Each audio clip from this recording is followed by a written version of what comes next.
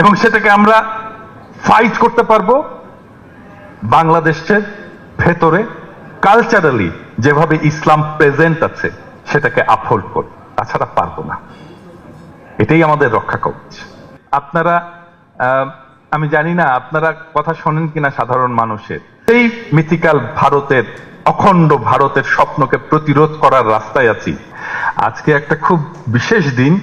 প্রথমত আজকে বিশেষ দিনটা হচ্ছে সেই দিন যেদিন আমাদের সেই বিপ্লবের সূচনা হয়েছিল আবু সাইদের রক্তের মধ্যে দিয়ে, ওয়াসিমের রক্তের মধ্যে দিয়ে। একই দিনে আমি আজকের এই দিনে দেখেন বাংলাদেশের দুই প্রান্তে দুইজন বীর রক্ত দিয়ে আমাদের এই মহামুক্তির মহাদিনের 5ই আগস্টের দ্বার প্রান্তে আমাদেরকে পৌঁছে দিল।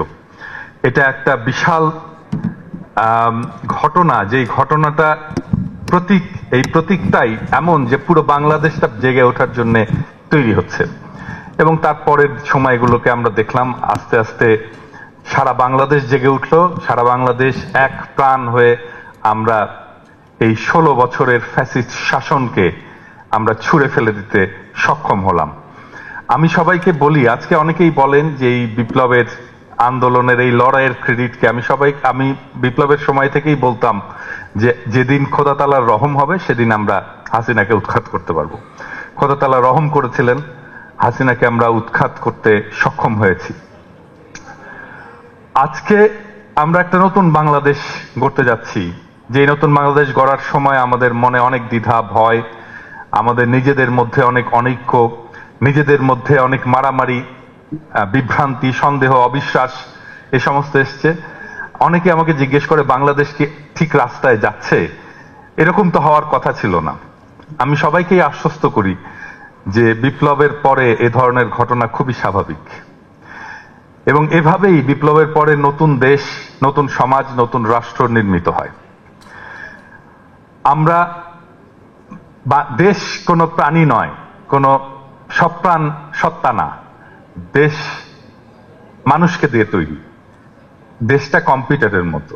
কম্পিউটারকে যেমন প্রোগ্রাম করতে হয়, কাউকে চালাতে হয়, কাউকে কিবোর্ডে কিছু লিখতে হয়, দেশটাও ঠিক সেরকম। এই দেশে আমরা সবাই মিলে যেভাবে প্রোগ্রাম করব, দেশ সেভাবেই চলবে। দেশকে আমরা যেদিকে চালিয়ে নিতে চাই, দেশ সেদিকে যাবে। আমরা কোন দিকে চালাতে চাই এই ব্যাপারে সবার মনে হয়তো নানা ধরনের স্বপ্ন আছে, স্বপ্নকল্প আছে। কিন্তু কয়েকটা ব্যাপারে আমি যখন অ্যাক্টিভিজম করি, আমার অ্যাক্টিভিজমে দেখবেন যে আমি ইলিয়াস, আমি কনক, এই তিনজন একসাথে একটা কথা বলি। তো আমাদের এই যে ঐক্য, এই ঐক্যের বেসিসটা কি? আমরা কোন, ইলিয়াসের সাথে আমার অনেক বিষয়ে আমার দ্বিমত থাকতে পারে, কনকের সাথে আবার অনেক বিষয়ে দ্বিমত থাকতে পারে, আছেও, কিন্তু তিনটা বিষয়ে আমাদের কোনো দ্বিমত নেই। এক নাম্বার হচ্ছে আমরা যেই তিনটা বিষয়ে আমরা একসাথে কাজ করি, একসাথে অ্যাক্টিভিজম করি। এখানে বাংলাদেশের রাজনৈতিক দলের সমস্ত প্রধান নেতারা আছেন, আমার অত্যন্ত প্রিয় আপনারা, আমার অত্যন্ত শ্রদ্ধাভাজন আপনারা, এবং মাঝে মাঝে আপনাদের সাথে আমার কিছু টেনশন তৈরি হয়, আমি হয়তো নিজেও তৈরি করি। এটা ভালোবেসে, এটা প্রত্যাশা থেকে, এটা শত্রুতা থেকে না। আমি বাংলাদেশের রাজনৈতিক দলকে অনুরোধ করব, আমরা তিনজন যেইভাবে ঐক্যটা করেছি সেইভাবে বাংলাদেশে একটা রাজনৈতিক ঐক্য সম্ভব কিনা সেটা আপনারা ভেবে দেখবেন। আমরা তিনটা জিনিসে আমরা একমত। আমরা নাম্বার 1, বাংলাদেশে আমরা কখনো আওয়ামী বাকশালীকে রাজনীতি করতে দেব না। নাম্বার 2, বাংলাদেশে আমরা কখনো ভারতীয় আগ্রাসনকে জায়গা দেব না। নাম্বার 3, বাংলাদেশকে আমরা একটা ইনসাফ সাম্যের রাষ্ট্র হিসেবে পরিণত করব। এই তিনটা সিম্পল জিনিসে আমি কনক আর ইলিয়াস একসাথে অ্যাক্টিভিজম করি। আমাদের যত সিদ্ধান্ত, যত কাজ, যত অ্যাক্টিভিজম এই তিনটা সাপোর্ট করে কিনা সেটা আমরা দেখি, তারপরে আমরা সেই কাজটা করি। আমাদের কাজের আন্ডারস্ট্যান্ডিং এর বেসিস এই তিনটা, খুবই সিম্পল। আমি আশা করব বাংলাদেশে আমরা একসাথে লড়াই করেছি, সবাই মিলে এক প্রাণ হয়ে লড়াই করেছি। সেই ঐক্যটা আবার সম্ভব কিনা আমি জানি না, কিন্তু আমাদের চেষ্টা করতে হবে খুব ন্যূনতম কিছুর ভিত্তিতে আমরা আমাদের সেই ঐক্য, সেই মহান ঐক্যটাকে যেন আমরা আবার কামিয়াব করতে পারি। আমাদের সবার পথ আলাদা, আমরা সবাই জানি। আমরা সবার পথ আলাদা না হলে আমাদের সবার আলাদা রাজনীতি থাকতো না, আমরা আলাদা দল হতাম না। কিন্তু একটা জায়গায় যদি আমরা এক হতে পারি, তাছাড়া বাংলাদেশকে রক্ষা করা যাবে না। বাংলাদেশ শুধু সন্ধিক্ষণে না, একটা নতুন বাংলাদেশ গড়ার সন্ধিক্ষণে না, বাংলাদেশ আবার ধ্বংস হয়ে যাওয়ার সন্ধিক্ষণেও বটে। এই জায়গায় আমরা এক প্রাণ হয়ে, আমরা একটি রাজনৈতিক ঐক্যের শক্তি হয়ে বাংলাদেশপন্থী রাজনীতি নিয়ে আমরা যদি সামনে এগিয়ে যেতে পারি, বাংলাদেশের ভবিষ্যৎ উজ্জ্বল। আর যদি আমরা এই তিনটে সামান্য প্রশ্নে এক হতে না পারি, তাহলে বাংলাদেশ এগোবে না। এই তিনটেই ছিল অগাস্ট বিপ্লবের মূল প্রাণ। আমরা যত দফাই বলি, যত কিছুই বলি না কেন, এই তিনটা জিনিসের বিরুদ্ধে আমরা লড়াই করছি। ফাইনালি এখানে বাংলাদেশের প্রধান রাজনৈতিক দল বিএনপি এবং আমি বিশ্বাস করি এখানে জামাত ইসলাম, আমি এখানে মঞ্জু ভাইকেও দেখলাম, সব কয়টা ফ্যাসি বিরোধী রাজনৈতিক দল এখানে আছেন। সবাইকেই আমি একটা জিনিস স্মরণ করিয়ে দিতে চাই, সেটা হচ্ছে বাংলাদেশের ফ্যাসি বিরোধী আন্দোলন, হাসিনা বিরোধী আন্দোলনে সবচেয়ে বেশি জেহাদি ভূমিকা যারা পালন করেছিল, রাজপথে যারা সবচেয়ে বেশি সাহস নিয়ে দাঁড়িয়েছিল, বাংলাদেশে যারা সবচেয়ে বেশি নির্যাতন নিয়ে দাঁড়িয়েছিল, তারা কিন্তু কোনো রাজনৈতিক শক্তি না, তারা খুব সাধারণ মানুষ। এবং এর ভেতরে সবচেয়ে বেশি লড়াই করেছিল, রক্ত দিয়েছিল, জোশ নিয়ে, বিপ্লবী জোশ নিয়ে দাঁড়িয়েছিল বুলেটের সামনে, এরা বাংলাদেশের সাধারণ মুসলমান এবং খুব সাধারণ, আমি বলবো এরা মাদ্রাসার ছাত্ররা। এবং এরা কখনো স্টেক দাবি করেনি। এরা জানতো যে হাসিনার শাসন যদি টিকে থাকে, তাহলে বাংলাদেশে এমনকি তার ধর্ম পালন করাটাও অসম্ভব হয়ে যাবে। এই জন্যেই তারা এরকম জোশ নিয়ে টিকেছিল, এরকম জোশ নিয়ে দাঁড়িয়েছিল। তারা কোনো সংগঠিত রাজনৈতিক শক্তি না, খুবই সাধারণ মানুষ। তারপরে তারা আবার ফিরে গেছে তাদের জায়গায়। আমি সবাইকে আহ্বান করব, ওনাদের কথাটা স্মরণ রাখবেন, ওনাদের আত্মত্যাগটা স্মরণ রাখবেন, ওনাদের লড়াইটা স্মরণ রাখবেন, এবং আমাদের বিপ্লবের এই ইসলামী চেতনা যেটা আমাদের ভেতরে ছিল, ওনাদেরকে অ্যাকনলেজ করবেন। আমাকে অনেকে রিচ করেন, আমাকে অনেকে অনেক কিছু বলেন, এবং অনেকে খুব হতাশার কথা বলেন, কারণ ওনাদের বলার জন্য কেউ তো নাই, ওনাদের কথা তো কেউ বলে না।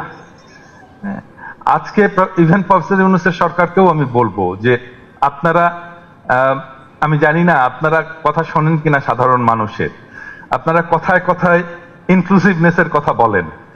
বাংলাদেশে আওয়ামী লীগ কথায় কথায় সেকুলারিজমের কথা বলতো, ধর্মনিরপেক্ষতার কথা বলতো। ধর্মনিরপেক্ষতা, সেকুলারিজম তো খারাপ কিছু না, কিন্তু তারপরেও বাংলাদেশের মানুষ এটাকে সন্দেহ করতো। কেন জানেন? কারণটা হচ্ছে আমাদের মুক্তিযুদ্ধের যে চেতনা, এটার মধ্যেই তো ছিল সাম্য।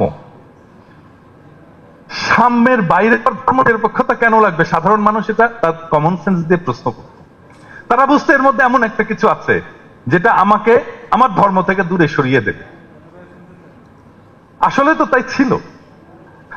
আদারওয়াইজ যদি আমি সাম্যের মতো একটা আদর্শকে আমি আমার রাষ্ট্রের আদর্শ বলে গ্রহণ করি, তাহলে আলাদা করে ধর্মনিরপেক্ষতা বলার দরকার পড়ে না তো। তাহলে দরকার পড়লো কেন? এটা সাধারণ মানুষ বুঝতো তার কমন সেন্স দিয়ে। আজকেও সাধারণ মানুষ ইনক্লুসিভনেস এই কথাটাকে ভয় পায়। আপনারা ওনাদের ভয়টাকে, ওনাদের আশঙ্কাটাকে আমলে নেন। দরকার নাই, এই টার্মটা ইউজ করার দরকার নাই, একদমই দরকার নেই। এবং আপনাদেরকে আমি বলছি, যদি আপনারা এটা ইউজ করা কন্টিনিউ করেন, আমাদেরকে এর বিরুদ্ধে বলতে হবে, শক্তভাবে দাঁড়াতে হবে। একটা ডিজাস্টার হওয়ার আগে আমরা এটাকে থামিয়ে দিই। আর মিথিক্যাল ভারত, সেই মিথিক্যাল ভারত থেকে পুনর্নির্মাণ করতে চায়, যেভাবে হোক, হয় আমাদের পদানত করে অথবা গ্রাস করে, সেই মিথিক্যাল ভারত বানাবেই, সেটাই তার স্বপ্ন। আর আমাদের লড়াই হচ্ছে আমরা সেই মিথিক্যাল ভারতে অন্তর্ভুক্ত হব না, বিলীন হব না। এটাই আমাদের আকাঙ্ক্ষা, এটাই আমাদের লড়াই, এইটাই বাংলাদেশের ভবিষ্যৎ রাজনীতি। ভারত যদি তার এই স্বপ্ন থেকে দূরে সরে যায়, ভারতের সাথে আমাদের সম্পর্ক হবে, আদারওয়াইজ হবে না। কারণ ঘুরে ফিরে তার মধ্যে সেই অখণ্ড ভারত গঠনের আকাঙ্ক্ষা চলে আসছে। এবং তারা যখন আমাদেরকে পদানত করতে পারে, তখন আনন্দবাজারে টাইটেল হয়, পয়লা বৈশাখের রমনার ঢাকা যেন অষ্টমীর এক ডালিয়া। যখন তারা পদানত করতে পারে, যখন সে পারে না, তখন আজকের বাংলাদেশ তৈরি হয়। তখন বাংলাদেশ নিয়ে তার অপপ্রচার, বাংলাদেশে সব শেষ হয়ে গেল, বাংলাদেশকে হিন্দুদেরকে মেরে কেটে শেষ করে ফেললো, বাংলাদেশে জঙ্গিবাদের উত্থান হলো, এই সমস্ত গল্প নিয়ে তারা হাজির হয়। তার কারণ একটাই, তার মিথিক্যাল ভারত, অখণ্ড ভারতের স্বপ্ন ধাক্কা খায় যখন আমরা প্রতিরোধ করি। আমরা আজকে সেই মিথিক্যাল ভারতের, অখণ্ড ভারতের স্বপ্নকে প্রতিরোধ করার রাস্তায় আছি। সেই জন্যই ভারতের সাথে আমাদের সম্পর্ক।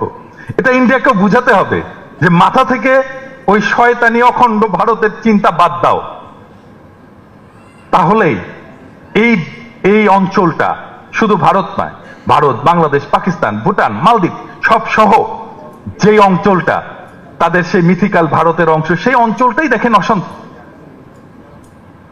এবং সেই অঞ্চলের বিভিন্ন ভাষা, বিভিন্ন রাষ্ট্র, বিভিন্ন জনগোষ্ঠী বারে বারে বেরিয়ে আসার চেষ্টা করছে, ভারতীয় আধিপত্যবাদ থেকে, ভারতীয় আগ্রাসন থেকে বেরিয়ে আসার চেষ্টা করছে।